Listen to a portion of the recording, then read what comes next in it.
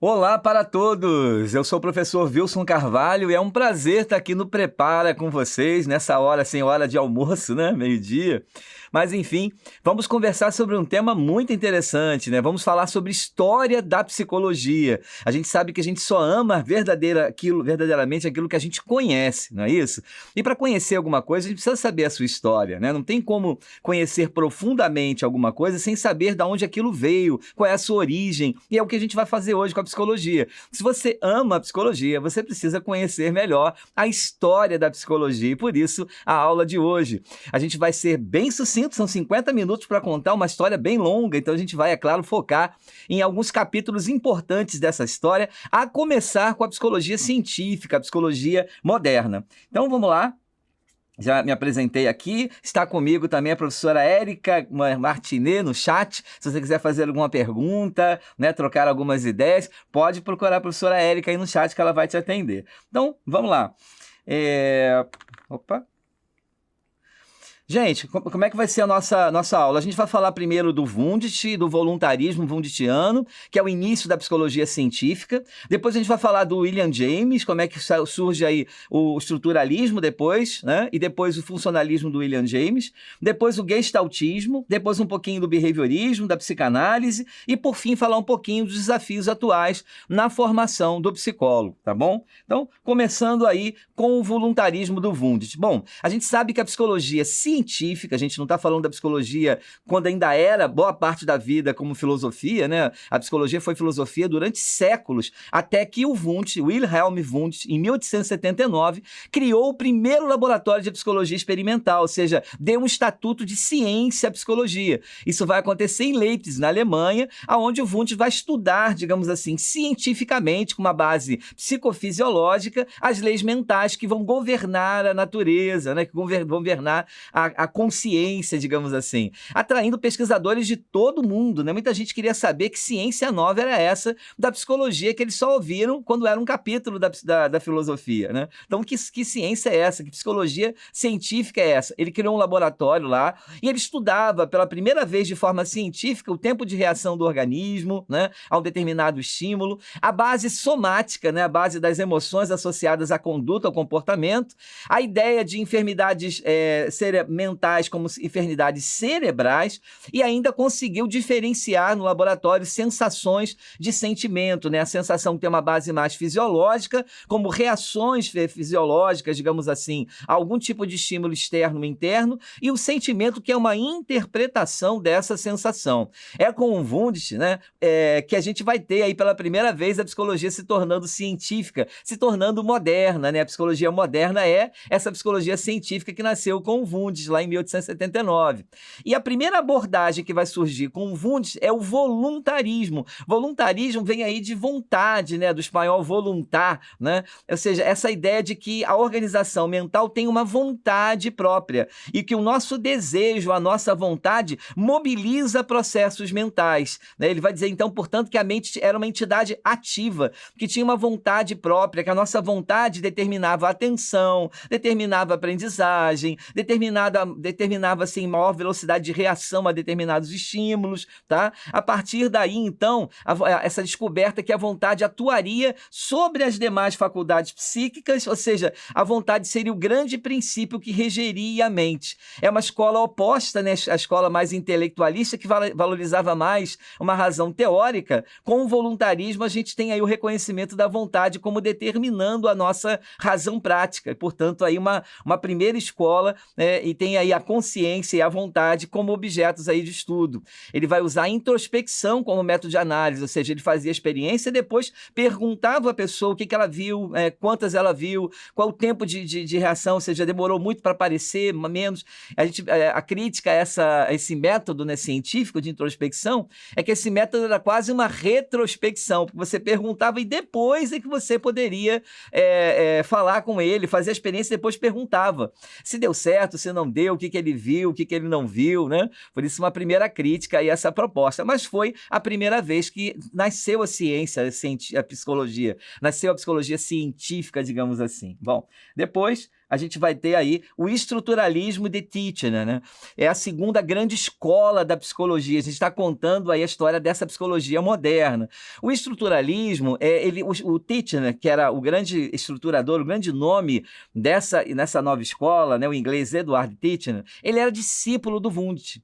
Ele era um frequentador assíduo lá do Wundt, começou a trabalhar com ele, né, em algumas pesquisas, traduziu muito dos artigos do Wundt do alemão para o inglês, fazendo com que a ciência psicológica, que estava recém-nata, pudesse ser mais conhecida, e ele queria trabalhar com o Wundt, só que ele tinha algumas diferenças, né? Ele tinha algumas coisas que o Wundt fazia que ele não queria. Por exemplo, ele queria estudar a consciência a partir dos seus elementos estruturantes, daí o nome estruturalismo. Ele estudava a estrutura da consciência, ou seja, as partes constitutivas da consciência ou dos processos mentais, digamos assim, né? Ele queria entender, através da análise da experiência consciente, quais seriam os componentes básicos da estruturação mental. Isso seria um desafio, né? Já que esses elementos são complexos, né? A mente é uma estrutura bastante complexa e conseguir entender cada uma das estruturas que a compõem era um grande desafio, tá? Ele escreve em 1915 o Manual da Psicologia, apresentando a psicologia como ciência da mente e das suas estruturas, né? Defendia que a psicologia era uma ciência pura, né? E aí tem uma grande falha do Titchener, né? Ele acha que a psicologia não deveria se ocupar das mentes enfermas, e sim das estruturas que comporiam aí a consciência, portanto, um estudo mais laboratorial, né? Enquanto o Wundt não acreditava em vivências objetivas da consciência, né? O Titchener dizia que era possível estudar, sim, de forma objetiva e de forma subjetiva, né? Embora dissesse que a subjetividade é muito importante, uma vez que é o sujeito que vivencia, então ele é que pode dizer, na verdade, o que ele está sentindo, o que ele conseguiu captar ou perceber. Defendia que os estados elementares da consciência seriam as sensações, que nos chegam através dos sentidos, as imagens, que seriam elementos básicos das ideias, uma espécie de visualização mental de alguma coisa. Então, penso casa, eu visualizo isso mentalmente como uma imagem mental, e os estados afetivos aí também integrariam a consciência, ou seja, os afetos, os sentimentos que acompanham determinado pensamento, determinada imagem. Então, quando eu penso na família, então vem aquele sentimento, né, ou de saudade, né, ou de felicidade, ou de tristeza de ter perdido algum ente. Então, esses três elementos aí, imagens, estados, sensações e estados afetivos, seriam os grandes elementos estruturadores aí da consciência, que é o foco aí, digamos assim, dessa escola, ou seja, do estruturalismo. Depois do estruturalismo do Edward Titchener, a gente vai ter o funcionalismo do William James, né? É a primeira grande escola americana de psicologia, vai se desenvolver no século XIX, início do século XX, e essa pegada americana, né, de praticidade, né, isso vai ser levado para a psicologia.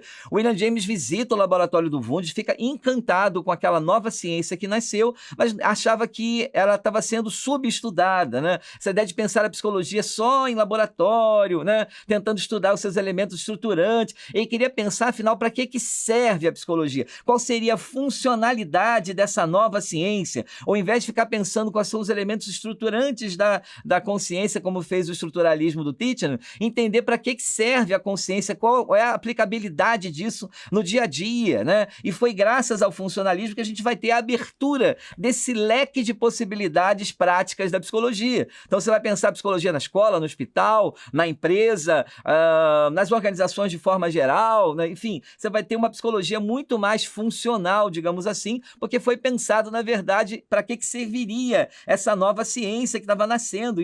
E aí você vai ter o estudo da aprendizagem, o estudo da atenção, do desenvolvimento, né? Enfim, de várias questões que a psicologia aí vai trabalhar de forma funcional, tá? Ele tem uma influência grande de Darwin nessa questão de que, de alguma maneira, os processos mentais teriam como função principal ajudar, auxiliar no processo de adaptação, mas era contra esse atomismo do estruturalismo, essa coisa de estudar cada uma das partezinhas que assim, seriam componentes da estruturação da mente, da consciência. Criou um laboratório de psicologia experimental em Harvard, criou também uma revista, né, da APA, né, da American Psychological Association, que está viva aí até hoje, existe até hoje, e trabalhou com grandes nomes como Stanley Hall, por exemplo, com John Dewey, que foi assim fundamental para que a psicologia pudesse se expandir, pudesse alcançar o nível que nós temos hoje. Ele defendia que, para entender a consciência, é necessário estudar o fenômeno, ou seja, como ela se manifesta, né? Ou seja, a experiência mais imediata e não perguntar depois do que aconteceu, buscar métodos que pudessem captar a experiência no momento em que ela estava acontecendo, já que a introspecção era perguntado depois que aconteceu o experimento, o que o sujeito viu, e as condições físicas, digamos assim, a chamada vida mental nas mais diferentes facetas, e não só numa coisa mais laboratorial. Portanto, foi uma escola definitiva para o avanço da psicologia. Seguindo essa esteira histórica, a gente vai ter aí o aparecimento do behaviorismo ou comportamentalismo, já que behavior é comportamento em inglês. Foi a escola que propôs o comportamento como objeto de estudo da psicologia, o que favoreceu imensamente a psicologia. Era uma ciência nova, que estava nascendo. A consciência era algo assim que, como diria aí o próprio Watson, é uma coisa que não dá para ver, não dá para pegar, não dá para sentir, não dá para medir, enquanto que o comportamento não, você consegue, né, fotografar, saber quando ele começa, quando ele termina, o que move o comportamento, o que não move. Então, assim, o comportamento seria um objeto muito mais fácil de estudar e que, para uma ciência que estava nascendo, contribuiu muito para o seu avanço, né? Watson foi influenciado, na verdade, né, por alguns pensadores, pelo associacionismo inglês, né, pelos estudos do Thorndike, né, sobre a lei do efeito, ou seja, quando eu faço alguma coisa que me dá prazer, eu tendo a repetir, né, essa ação, ao invés de quando eu faço uma ação que me dá desprazer, eu tento evitá-la, a extingui-la, e principalmente aí nos estudos do Pavlov, né, que é a velha pesquisa, né, do cachorro e da salivação, né? O Pavlov vai dizer que o cachorro saliva como diante de um objeto, de um alimento que é agradável, né? E diante disso, né, frente a essa saliva, essa coisa que é natural, todos nós temos. Se eu começar a falar aqui, né, de uma coxinha, de um empadão de frango, mas nessa hora do meio-dia vai dar fome, a gente vai salivar, mas salivar com, por exemplo, blazer preto, aí não tem nada a ver. Só que aí vem o estudo do Pavlov, né? Se eu associar dois estímulos, ou melhor, parear um estímulo que já é nato com outro que não é, eu consigo fazer com que a pessoa tenha a mesma resposta que ela tem diante de algo inato, de uma reação inata, com algo que é criado. Então, ele tocava um sininho antes de mostrar um bife. Olha, o cachorro, quando vê o bife, saliva, isso é inato. Mas com o sininho não tem nada a ver. Só que ele associou, de tanto que ele tocava o sininho antes de mostrar o bife, só de ouvir o sino, o que acontece? O cachorro, então, salivava com esse objeto que não é inato, com essa reação que não é inata a um sino. O sino você gosta do barulho ou não, mas salivar não tem nada a ver. Então, ele condicionou. Então, ele usa esse modelo do estímulo-resposta, né, com essa questão da associação, e vai trazer isso para a psicologia de uma forma mais intensa, né? Junto com o Watson, outro grande nome do behaviorismo é o Skinner, né? O Watson, a gente chama que o nascimento da psicologia do behaviorismo em 1913, chama-se behaviorismo metodológico, e o Skinner vai chamar, o que ele vai fazer já nos anos 70, vai se chamar de behaviorismo radical. O behaviorismo, ele tem uma data de nascimento, em 1913, né?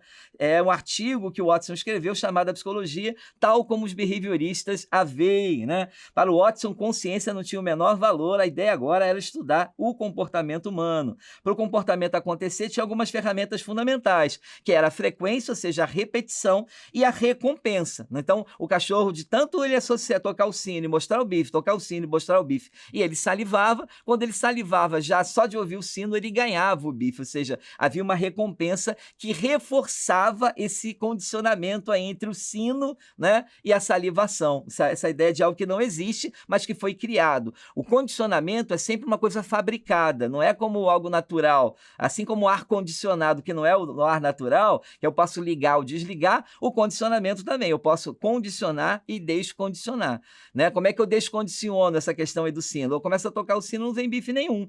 É claro que no início o cachorro vai salivar, porque ele já foi condicionado de ouvir o sino, já vê o bife mentalmente, né? Só que isso vai passar. Eu vou fazendo várias vezes tocando o sino e não vem bife nenhum, vai chegar uma hora que o cachorro vai parar, vai perguntar, e aí, vem bife ou não vem? E se eu continuar tocando o sino sem bife, ele não vai mais salivar. Então, eu posso descondicionar, né? O Skinner, por sua vez, ele trouxe inovações ao behaviorismo do Watson, trazendo a ideia, né, de que nem sempre esse estímulo vem de fora. Eu, Wilson, posso criar um estímulo. Por exemplo, quando eu conto uma piada numa festa, a galera ri, eu contei a piada, portanto, quem estimulou fui eu. Não foi um estímulo de fora, como o sino ou o bife. Eu estou trazendo o estímulo e, diante da resposta, eu sou então, autoestimulado a contar uma outra. Então, se ninguém ri, eu vou contar a primeira e vou, sei lá, vou pedir licença, vou no banheiro e não volto, tá? Então, na verdade, a gente tem aí o próprio sujeito que se autocondiciona, dessa ideia de condicionamento operante. Outra coisa que o Skinner fez também foi caprichar nessa questão da recompensa, né? A gente vai ter aí um elemento aí importante, que é a ideia de reforço positivo ou negativo, né? E a ideia de punição positiva ou negativa. Como é que é isso, né? Bom, toda vez que eu quero premiar, eu estou trazendo aí um reforço, né? E há duas maneiras de premiar alguém. Aí, por que essa coisa do positivo e negativo? Se você raciocinar na matemática, vai ser tranquilo, tá? Se você olhar no português, fica meio estranho. Uma punição positiva, uma recompensa negativa. Como é que é isso? Então, vamos lá, né? Toda vez que eu quero premiar alguém, eu estou reforçando. E há duas maneiras de premiar alguém. Ou dar alguma coisa que ela goste, ou tirar alguma coisa que ela não goste. São duas formas de premiar. No Dia das Mães, por exemplo, a minha mãe adora almoçar fora. Eu estou usando os dois reforços quando eu levo para almoçar fora. Primeiro, um ambiente novo e tal, então eu estou adicionando reforço positivo, um ambiente que ela gosta, totalmente diferente. E depois, na hora de ir embora, é um prazer da minha mãe deixar as louças todas ali, alguém recolher, porque ela odeia lavar louça. Então, eu estou tirando dela também alguma coisa que ela não gosta. Portanto, eu tenho dois reforços acontecendo aí quando eu levo no Dia das Mães a minha mãe para almoçar fora, mesmo com fila, com tudo, eu vou, porque eu levo ela para um lugar diferente, adiciono um lugar diferente, eu estou premiando, adicionando algo novo e estou tirando alguma coisa que ela não gosta, que ela vara a louça. Portanto, reforço positivo de adicionar e negativo de subtrair. Vamos ver a punição. Quando eu falo de punição, estou falando de castigo. Neste caso, há duas maneiras de castigar alguém. Ou dar alguma coisa, né, que a pessoa, digamos assim, não gosta, então ela vai adicionar alguma coisa que ela não gosta, ou então, né, eu vou tirar alguma coisa que ela gosta. São as duas maneiras de castigar aí. Então, vejamos, né, em relação a uma punição, por exemplo, você falou para ficar quieto, a criança não fica quieta, então eu posso tirar alguma coisa que ela gosta, como, por exemplo, tirar o celular dela, né, ou se eu quiser requinte de crueldade, deixá-la com o celular, mas tirar o Wi-Fi.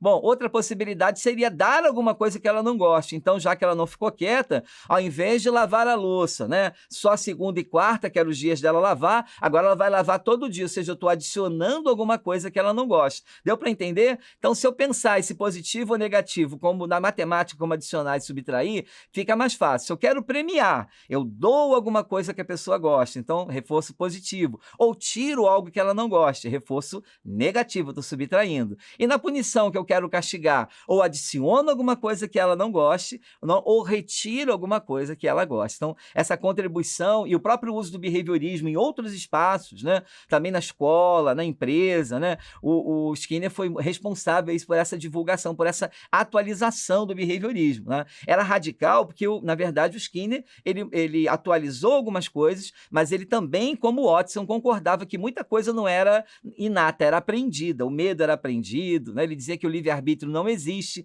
que tudo que a gente faz na vida, de uma certa forma, é condicionado. Por isso, a ideia de behaviorismo radical. Depois do behaviorismo, a gente vai ter o gestaltismo, a escola gestaltista, né? A escola gestaltista surge na Alemanha. A palavra gestalt não tem uma tradução em português, é uma combinação de estrutura mais forma, e ela vai nascer principalmente estudando a percepção. Enquanto o behaviorismo se foca no comportamento, a Gestalt foca na percepção. Enquanto o behaviorismo olhava principalmente para o estímulo e para a resposta, se eu souber estimular, eu vou ter a resposta condicionada que eu quiser.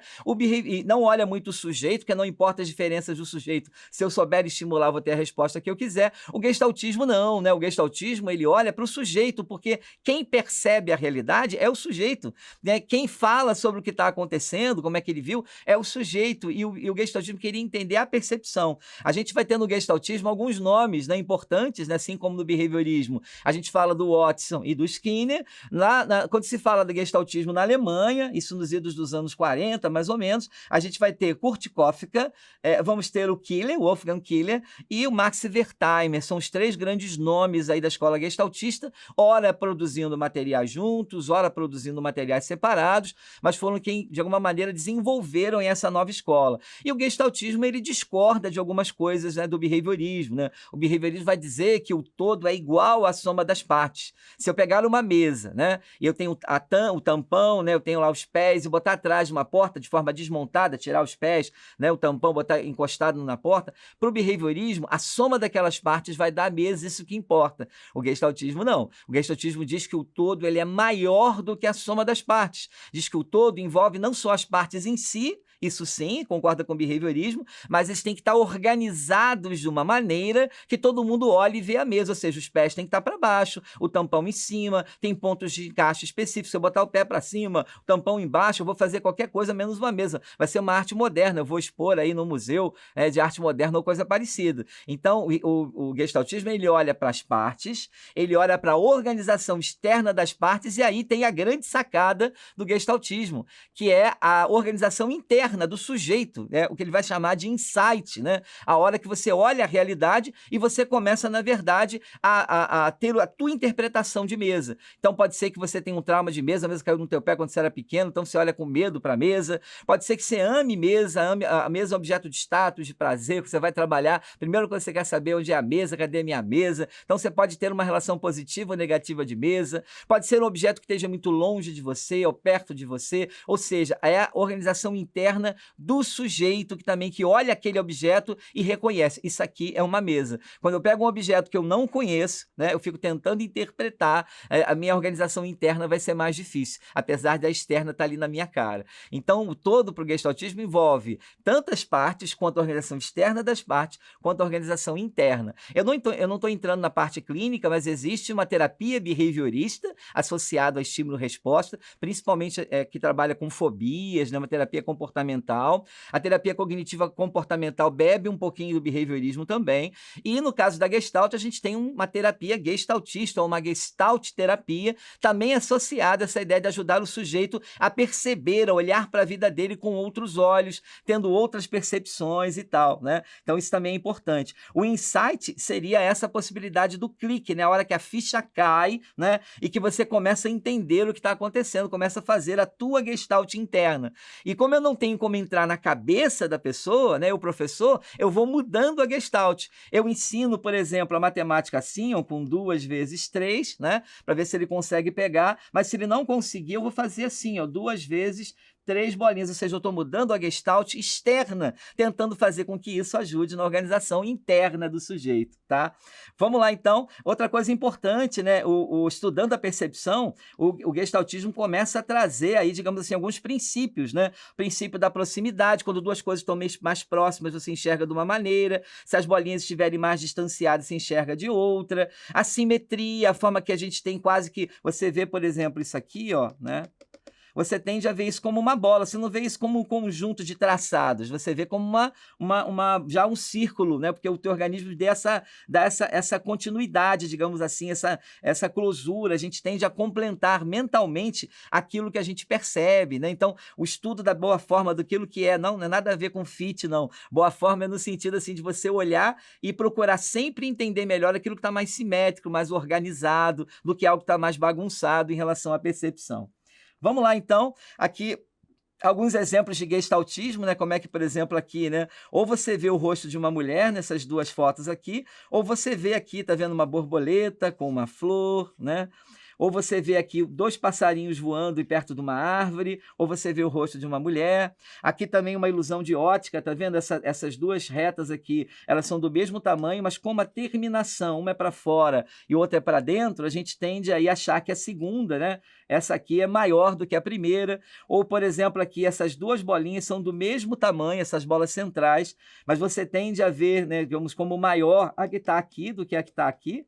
Ou melhor, essa aqui, né, você tende a ver como maior, porque já que as bolinhas em volta são menores, a gente acha que essa bola chega a ser maior do que aquela, já que as bolinhas em volta dessa primeira figura são maiores do que a do centro e as 2 bolinhas são do mesmo tamanho. As ilusões de ótica, você vê aqui, por exemplo, uns veem um coelho, outros veem um pato nessa figura, vai depender do teu olhar, né? Se você ver assim, a tendência é ver um pato. Se você ver nessa direção, nessa direção aqui, você vê um coelho, né? e nessa direção aqui a tendência é você ver um pato. Aqui você não sabe quem é que está por cima, né, nessa relação. Aqui, hora vê uma cara de índio, ou então uma espécie de esquimó abrindo uma porta. Aqui, uma senhora idosa, ou um rosto de uma jovem que está aqui, ó. O rostinho da jovem está aqui, da senhora idosa é maior, envolve aqui o queixo dela. Aqui um tapete, por exemplo, que nunca compraria na minha vida, onde parece ter um buraco, mas na verdade é só uma ilusão de ótica. Aqui é um vestido, tá vendo que ele tem essa parte preta, dá uma ideia de afinamento da cintura. A Gestalt é muito usada na psicologia da moda. Aqui também ilusão de ótica. Essa talvez seja uma das mais famosas, né? Olha, você vê dois rostos se aproximando, ou você vê um cálice aí. Aqui essa ideia que dá nervoso, né? Parece que essas bolinhas pretas estão se mexendo. Tudo são estudos aí do gestaltismo, né? Essa é uma ilusão também bastante usada, né? Você olha por um tempo, né? Esse círculo rodando, né? E quando você vai para essa imagem, parece que eles também estão rodando, assim, não sei se chega a dar esse efeito, porque a gente precisaria, de alguma maneira, ver mais tempo essa figura aqui, agora está virando do outro lado, e aí quando eu boto a figura, parece que ela também está andando aí, de alguma maneira, né? Aqui é interessante, se você fechar assim, botar a mão assim, vendo só o corredor, tapando os dois lados, você vai ver que parece que a imagem está mais lenta. Se você botar a mão no centro do corredor, parece que está passando mais rápido as portas. Esse tipo de ilusão de percepção, né, da boa forma, algo que de alguma maneira mudou a percepção, você tem um outro olhar, isso é muito usado na Gestalt, tanto na Gestalt, né, científica, no sentido de uma nova abordagem em psicologia, quanto na Gestalt terapia também, de ajudar a pessoa a ter uma outra percepção da realidade e a partir daí, né, você ter um outro entendimento, tá? Vamos lá? Bom, uma outra escola que não é bem da psicologia, essa é uma escola da medicina, na verdade, da psiquiatria, para ser mais específico, mas que teve um grande impacto na psicologia, foi a psicanálise, né? A psicanálise não segue bem aquela esteira que a gente estava seguindo aí, né? Do voluntarismo, depois estruturalismo, depois behaviorismo, gestaltismo. Isso são todas escolas que nascem na psicologia seguindo uma certa sequência temporal. No caso da psicanálise, não, ela vem, né, da medicina psiquiátrica, só que ela é convidada a entrar na psicologia e até hoje você pode ser psicanalista sem ter feito psicologia. Nem me pergunte o que eu entendo como sendo uma formação muito mais ampla, né? Mas, de qualquer maneira, eu posso fazer psicologia e ser psicanalista, ou posso ser psicanalista sem fazer psicologia. Isso foi uma decisão aí na hora da entrada da psicologia na psicanálise. Eu brinco que a psicologia foi lá e cantou a psicanálise, jogou um charme para ela, vem para cá, vem ser ciência. Não quero ser ciência, estou bem aqui e tal, né? De tanto a psicologia jogar charme, a psicanálise aceitou com uma condição, que fosse uma relação aberta, e assim até hoje. Bom, para falar de psicanálise, é evidente, temos que falar do Freud, né? Sigmund Freud, esse médico psiquiatra alemão, que foi, sem dúvida nenhuma, o grande nome da psicanálise, alguém que vai revolucionar, digamos assim, a psiquiatria, tentando, digamos assim, trabalhar a doença mental a partir de um outro olhar, ou seja, a partir do que seria a descoberta do inconsciente. O inconsciente já era usado na filosofia como não consciência, mas não como uma instância, digamos assim, da psique. A grande contribuição do Freud foi entender a dinâmica da subjetividade humana, da psique humana, a partir de determinadas instâncias inconscientes. Primeira vez que ele faz isso vai ser a Interpretação dos Sonhos, um livro de 1900, onde ele diz que existiriam aí 3 instâncias da psique, né? A instância consciente, a inconsciente e a pré-consciente. A inconsciente seria dos elementos instintivos, que não são acessíveis pela instância consciente. A pré-consciente seria aquilo que estaria entre os dois, algumas coisas inconscientes que podem, né, por algum motivo, vir a se tornar consciente, e a consciente que é mais assim o que eu estou vivendo na realidade, né? Depois de um tempo, ele faz uma remodelação, né? Ele pensa um outro modelo de estruturação da subjetividade humana, onde ele vai falar de 3 diferentes instâncias, id, ego e superego. O id seria o princípio do prazer, ou seja, a pura libido, ou seja, quando eu faço aquilo que me dá prazer, independente das consequências. O superego seria a censura, as barreiras, né? E o ego, coitado, ele fica ali, é o princípio da razão, né? Ele fica ali entre, né, o id, né, e o superego, tentando ora satisfazer o id, porque uma vida sem prazer é muito sem graça, ora dando razão ao superego, porque se a gente for fazer também tudo que a gente gosta, não tem como, né? A vida vai ser uma loucura. A gente não vai ter saúde, a gente não vai parar emprego nenhum. Imagina se você fosse falar para o seu chefe tudo que você gosta, imagina se você fosse comer tudo que você gosta sem nenhum tipo de dosagem, vai ficar diabético, vai ter problemas de obesidade, Não, não dá, não dá, né? Tem que haver um equilíbrio aí, quem faz esse equilíbrio, de uma certa forma, é o ego, né? Tentando, com o princípio da realidade, ouvir um pouco dos dois. A pressão sobre o ego é muito grande, né? A angústia é muito grande, e por isso, muitas vezes, aí vão existir os chamados mecanismos de defesa, para tentar, de uma maneira, compensar essa pressão que acontece sobre o ego. Então, a gente tem aí, por exemplo, alguns mecanismos bastante conscientes, bastante utilizados, né, pelo homem, que seria o recalcamento ou recalque, ou seja, quando vem algum tipo de desejo, né, que é proibido, né, que de alguma maneira precisa ser reprimido. De repente você começa a ter um desejo pelo teu cunhado que é casado. Então, isso não vai se realizar, ou seja, isso se acontecer seria uma doideira e tal. Então, para evitar, evidente, alguns problemas, esse desejo ele é reprimido, ele é guardado. A inveja de alguém, o desejo por alguém, a raiva de alguém, muitas vezes a gente segura, né? A gente gostaria de falar tudo que a gente queria para o chefe, não pode, a gente recalca, a gente guarda isso, essa raiva, esse tesão, tudo isso a gente vai guardar dentro de nós, no inconsciente. O deslocamento é assim, uma vez que a gente não pode se dirigir diretamente ao objeto, né, que é alvo do nosso desejo ou da nossa raiva, você acaba deslocando isso, né? A pessoa que quer falar muito tudo que ela pensa do chefe dele, como não pode, acaba deslocando essa raiva, digamos assim, para o empregado, onde aí ele pode falar. Regressão, por exemplo, é um mecanismo de defesa onde o adulto, diante de situações que estão muito dolorosas ou difíceis, ele regride, né? Ele deita em posição assim, fetal, ele chora, ele come doce, né, como se fosse voltar ao paladar infantil. É uma regressão, né? Querer colo da mãe no momento difícil, seja, ao invés da pessoa encarar de frente aquilo, e vai ser muito doloroso ele lidar com aquela situação, em algum momento ele pode usar aí a defesa como uma forma de regressão. E sublimação, né? Uma vez que ele não pode, por exemplo, realizar determinados impulsos sexuais, então ele pinta, ele canta. Tem muita gente que traz aí na música, na pintura, na literatura, uma forma de sublimar algum desejo que não pode ser realizado. Então, é alguém que é apaixonado por alguém, ele não pode se declarar porque a pessoa é casada e ela também não teria atração por ele, então ele escreve sobre ela, do amor impossível, as músicas de paixão, etc, etc, um pouco falando sobre esse processo. Então, os mecanismos de defesa seriam uma maneira do ego diminuir a tensão sobre ele, né, e de alguma maneira equilibrar isso, né, já que sobre ele id e superego estão brigando o tempo todo. O id, ele nasceria já uma instância bem primitiva, já nos primeiros anos de vida, enquanto o superego ele vai crescendo na medida em que a pessoa vai se socializando e internalizando regras, leis, etc. Então você vai ali, de alguma maneira, usando essas regras, aquilo que pode, não pode, é proibido, é pecado, como forma de alimentar o superego. Tem alguns conceitos chaves de psicanálise que eu estou trazendo aqui.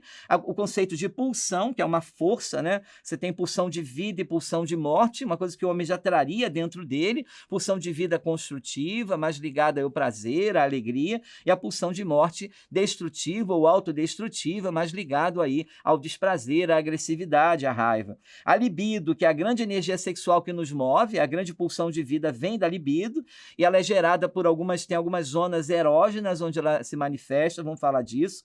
Tem a projeção, né, que você às vezes os pais que se realizam às vezes nos filhos, eles gostariam de ter uma profissão, não conseguem, aí os filhos realizam aquilo. Tem a transferência, né, que é essa ideia de você dirigir uma outra pessoa um sentimento que, na verdade, você tem sobre você ou para outro alguém. Então, essa questão de transferir para alguém alguma coisa que é tua responsabilidade, como meu filho que eu acordei uma vez, né, ele estava atrasado, eu fui lá acordá-lo e ele, pô, pai, tu me acorda essa hora, não sei o quê, não, peraí, eu estou te acordando, você está brigando comigo, da próxima vez eu deixo você dormir. Não, pai, desculpa aí. Ele que tem que acordar, a responsabilidade é dele, é mais fácil transferir sempre a culpa para alguém do que assumir a própria responsabilidade. A neurose, que seria uma forma de você fugir da responsabilidade, da realidade, trazendo algum tipo de fantasia, né? A psicose, por exemplo, que é a fuga total da realidade, quando a pessoa tem alucinações, delírios, né? Tanto a neurose quanto a psicose estão presentes em alguns transtornos aí, que hoje estão no DSM-5, né? Ou seja, no nosso catálogo de doenças mentais, que é a psiquiatria, na verdade, que bate o martelo, que elabora.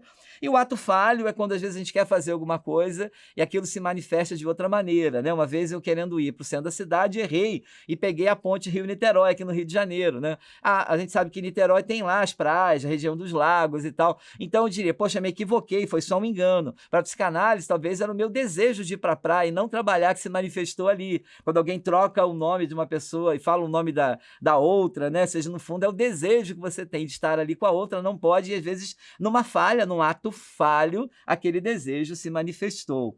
Uma outra coisa importante da psicanálise, né, é a teoria do desenvolvimento psicossexual freudiana. Essa teoria do desenvolvimento psicossexual vai tentar pensar, digamos assim, como é que a sexualidade vai sendo pensada, e ele vai trazer isso desde do bebê, né, desde o recém-nascido até os 12 anos de idade, né? Ele foi chamado digamos assim, de uma pessoa que era tarada, porque ele conseguiu ver, né, sexo num bebê, mas não é bem isso, né? Ele fala de uma sexualidade, ele fala, na verdade, de busca de prazer, e o prazer, na verdade, nessa sexualidade no sentido freudiano, não tem a ver só com o ato sexual, com a penetração, não. Por exemplo, é o prazer, por exemplo, de abrir um livro novo, né? É o prazer de comer um prato que a gente gosta, é o prazer de estar com o que a gente gosta, não necessariamente sexual no sentido de sexo biológico. Ele vai trazer uma outra noção de sexualidade mais ampla, de prazer. Então, por exemplo, a primeira fase da sexualidade humana, segundo ele, acontece de 0 a 3 anos. E aonde estaria o prazer? Né? Na questão da amamentação. Portanto, a primeira zona prazerosa, erógena, é a boca. Né?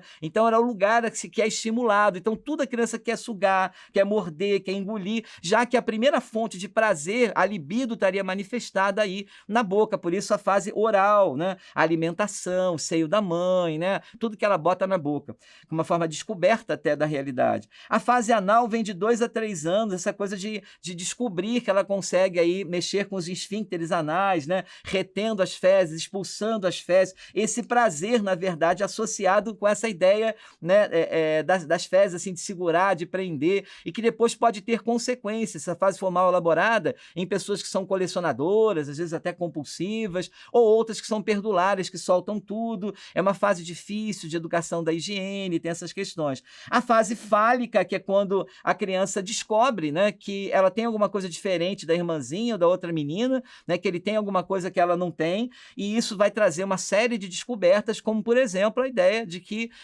se ele tem alguma coisa que a outra irmã não tem, que a outra pessoa não tem, então talvez a outra fez alguma coisa para merecer aquilo, ou ele é privilegiado em relação a isso, e aí começa uma coisa importante, né? Você já deve ter ouvido falar no complexo de Édipo, né? Que é quando a filha deseja, digamos assim, o pai, a mãe atrapalha, ou quando o filho deseja a mãe, né?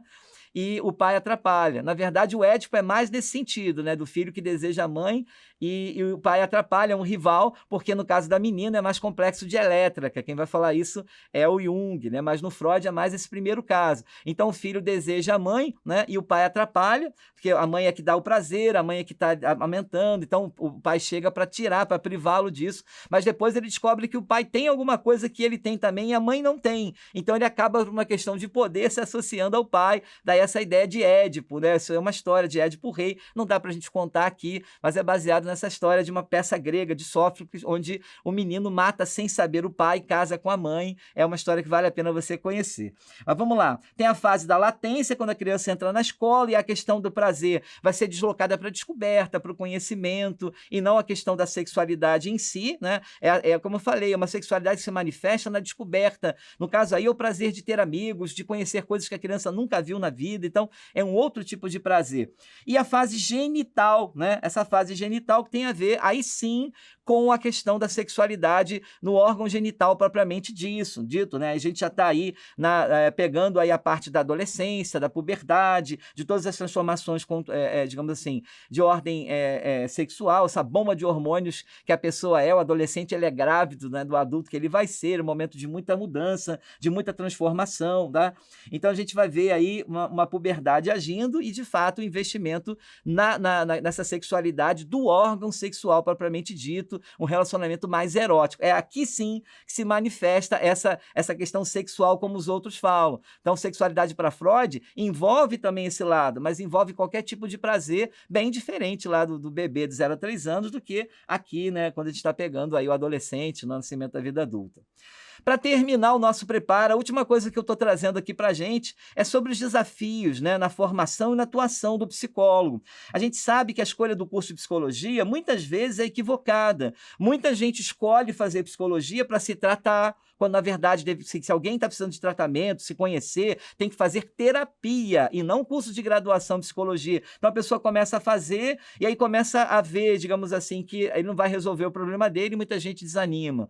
Outras coisas, muita gente acha que é um curso fácil, é um curso tranquilo. Na verdade, não é. Tem muita leitura, tem muita discussão, tem muita coisa para ser estudada e às vezes achando que é fácil e diante disso acaba que também desiste, né? É um curso que exige muito do aluno em termos de tempo de estudo, em termos de dedicação, né? Às vezes ele esquece isso, né? Que se ele não realmente se dedicar muito, a psicologia como uma ciência relativamente nova, 1879, ela acabou bebendo de várias áreas. Então tem muita coisa na psicologia, da psiquiatria, tem muita coisa na psicologia da sociologia, da biologia, da filosofia, né? Então, assim, acaba que você tem que ler muita coisa da antropologia para conseguir, às vezes, situar o teu conhecimento em psicologia. Então, isso também afasta muita gente, né?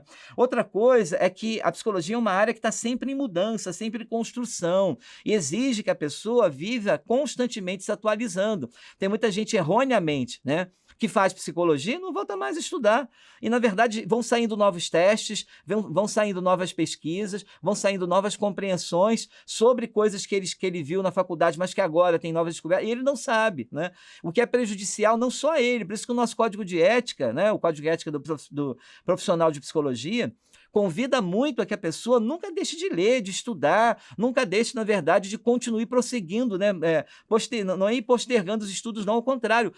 Sempre que possível, está se atualizando, porque senão ele pode prejudicar não só a ele, mas ao paciente, por exemplo, que ele está atendendo, porque saiu um teste novo agora e ele não sabe, e que poderia ser extremamente importante para o caso que ele está desenvolvendo, o caso que ele está acompanhando. Então, é fundamental que ele nunca pare de estudar. Então, se ele faz um curso também muito tempo, ele tem que se comprometer com essa atualização. Outra coisa, né, é a multiplicidade de áreas. A psicologia tem muitas áreas de atuação. Psicologia escolar, psicologia hospitalar, sala de aula, né, psicologia empresarial, organizacional, da moda, da psicologia comparada, né? Então tem muita coisa. Então você sai da psicologia com um diploma para, assim, atuar de forma generalizada, mas acaba que você precisa ter uma pós-graduação, você precisa se especializar. Em geral, quando você, por exemplo, vou trabalhar com orientação profissional, você entrar numa instituição como, por exemplo, a ABOP, que é a Associação Brasileira de Orientação Profissional, eu sou mais da psicologia social, tem a ABRAPSO, Associação Brasileira de Psicologia Social.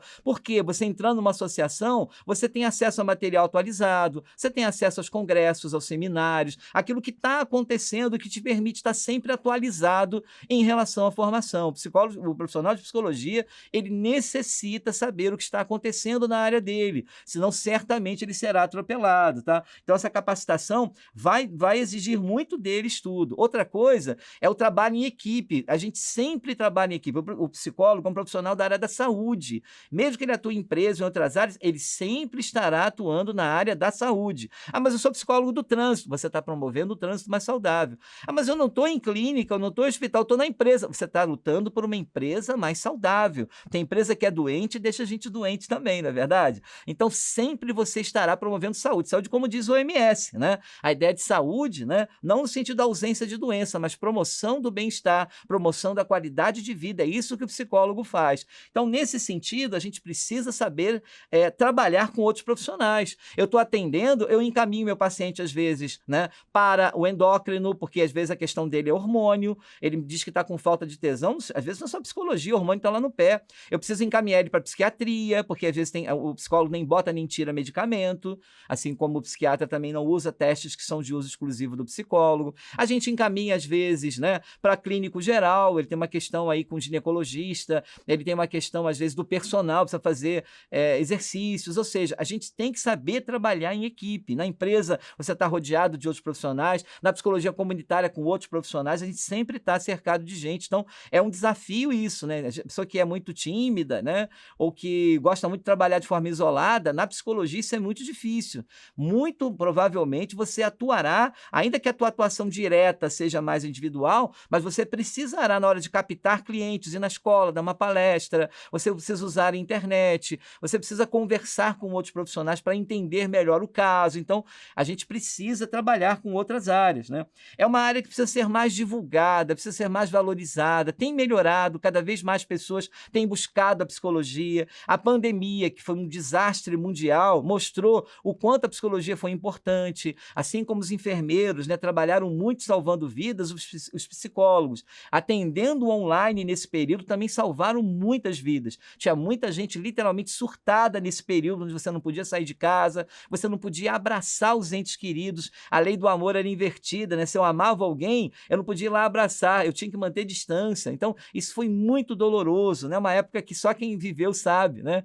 Você lavar as tuas compras que chegavam da rua, dar banho nas compras, enfim. Nessa época, por exemplo, a psicologia atuou e muita gente atuando online, ajudando as pessoas a lidarem com esse momento e não surtando, né? Eu sou capaz de dizer que, sem medo de errar, que muito suicídio foi evitado pela atuação dos psicólogos. De alguma forma, se mostrou esse período o quanto a psicologia clínica é fundamental, o quanto as pessoas precisam, às vezes, de ajuda, precisam ser ouvidas, né? Precisam de tratamento, né? Isso no caso da psicologia clínica, mas a psicologia de outras áreas que atuou também à distância, mostrou ali a sua força. Então, a gente viu que a psicologia se desenvolveu bastante, mas ainda é uma área muito, assim, subentendida, né? Tem muita gente que você fala assim, eu sou psicólogo, a pessoa fala, isso é coisa de maluco, né? Isso aí, psicólogo, você está atendendo louco e tal. A gente também atua na área de saúde mental, mas o louco mesmo, quem atende é o psiquiatra. A gente faz um trabalho com ele, né, em parceria. Mas essa coisa da força de Hollywood, né, que vê o psicólogo como atendendo louco, ou sempre atendendo alguém deitado no divã, que é uma característica muito mais da psicanálise, onde o paciente está olhando para o teto, a ideia dele é realmente levar a pessoa a uma reflexão mais ampla, né, ou fazer associação livre, etc., enquanto outras terapias é muito mais olho no olho, né? É um outro tipo de abordagem, digamos assim. Então, assim, tem muita gente que ainda tem uma falsa compreensão da psicologia. Tem muita gente que ainda acha que a psicologia é uma coisa que ela não é, ela é muito mais ampla, né? Quando eu cheguei na psicologia pela primeira vez, uma das coisas que mais me surpreendeu é a quantidade de atuações, de áreas de trabalho, né? Eu me vi, você entra muito pela clínica e descobre a escolar, hospitalar, a comunitária, a moda comparada, né? Hoje você tem psicólogos, por exemplo, que atuam no desenvolvimento de videogames, para que o videogame trabalhe mais as emoções, seja mais interativo com o sujeito, desperte mais as emoções, enfim. Hoje a gente tem psicólogo atuando nas mais diferentes áreas, né? Na política, no magistério, no laboratório, né? Pessoas que estão estudando determinadas áreas que ainda são, por exemplo, você acha que a gente já sabe tudo sobre memória? Vocês acham que a gente já sabe tudo sobre aprendizagem? Tudo sobre atenção? Não, são processos psicológicos elementares que a gente estuda em umas matérias assim de mais iniciais, mas que na verdade ainda está sendo descoberto muita coisa, né? Ainda está sendo estudado muita coisa. Essas animações da Disney, por exemplo, que a gente teve aí, Divertidamente 1 e 2, que eu aconselho vivamente vocês assistirem, teve consultoria de profissionais de psicologia como o Paul Eckhart, né? O Daniel Rush e outras pessoas que atuaram e que foram decisivas para que de fato as emoções estivessem retratadas ali, assim, de acordo com as suas características. Então você vê psicólogo atuando em Hollywood, psicólogo atuando em qualquer outra área, né? Não só aquela visão da clínica muito mais focada e deturpada. Então, eu penso que as pessoas precisam conhecer um pouco mais a psicologia e um pouco do nosso papel de estudante de psicologia, contribuir para que isso aconteça, né? Ver qual é a tua defasagem, o que você acha que é mais difícil, se é muita leitura, né? Muita gente escolhe psicologia porque não tem cálculo, na verdade até tem a parte de estatística, tem a parte de psicometria, né? O uso dos testes, né? Das pesquisas, enfim. Então, tem muita coisa da psicologia, está em todos os lugares, dialoga com todas as áreas, isso é tudo muito amplo e me obriga a, quando sair da faculdade, me especializar um pouco aonde eu quero atuar, aonde eu quero, de alguma maneira, desenvolver o meu trabalho. É claro que você precisa também decidir isso, né? Você precisa olhar para essa gama de possibilidades que a psicologia tem e, pelo menos, selecionar o que você não quer. Já ajuda muito quando a gente olha e diz assim, não, isso não, criança não é minha praia, né? Perdeu o preconceito de algumas áreas, a gente acha que o psicólogo clínico, por exemplo, né? né? Tem que sempre atuar com todo mundo. E veja um exemplo da medicina, né? Você tem um profissional só para os olhos, oftalmologia só para o coração, e eles não morrem de fome. Se a gente for especializado numa área e for bom naquilo que a gente faz, você vai ser procurado, né? Mesmo que você trabalhe mais num nicho. Tem preconceito, às vezes, por exemplo, o nicho da terceira idade, a psicologia da terceira idade, tem atraído cada vez mais pessoas. As pessoas estão vivendo mais e querendo curtir e, ao mesmo tempo, dialogando com o corpo que ela tem. Então, precisa da atuação do psicólogo. Então, é uma área muito rica, muito interessante. Parabéns para você que está fazendo psicologia, que você faça as suas escolhas e seja um profissional diferenciado no mercado. Conheça esses desafios, mas não se deixe desanimar por eles. Ao contrário, né? Consiga superá-los, eu sei que você vai conseguir. Muito bem, pessoal, a gente está chegando aí no final do Prepara. É claro que a gente passou muito rapidamente por uma série de temas. O meu objetivo aqui foi lembrar algumas coisas a vocês sobre behaviorismo, gestaltismo, estruturalismo, né, psicanálise, que é, digamos assim, a psicologia mais moderna. É claro que isso não esgota, a psicologia continua, a história está sendo feita agora por você, assistindo aí esse vídeo do Prepara. Então, assim, é uma coisa viva, a gente estuda história também para não cometer os mesmos erros que os nossos antepassados cometeram, então que a gente não cometa isso, e a gente estuda história porque a gente ama psicologia, precisa saber, né, como é que nasceu, como é que essa psicologia que eu amo hoje, como é que ela foi construída. Então, é um prazer estar aqui. Esse vídeo vai ficar gravado, né, você poderá, digamos assim, ver esse vídeo aí no Sava, ele vai ficar como último tópico lá, como Prepara. Então, se alguém perdeu a aula de hoje, se quiser depois assistir, vai ficar gravado lá, vai ficar disponível para você. E como Prepara é para avaliação, desejo a vocês uma avaliação aí tranquila, né, consciente, né, e acima de tudo vitoriosa, tá bom? Um grande abraço a vocês, contem comigo para vocês precisarem. Mais uma vez, eu sou o professor Wilson Carvalho, foi um prazer imenso estar aqui.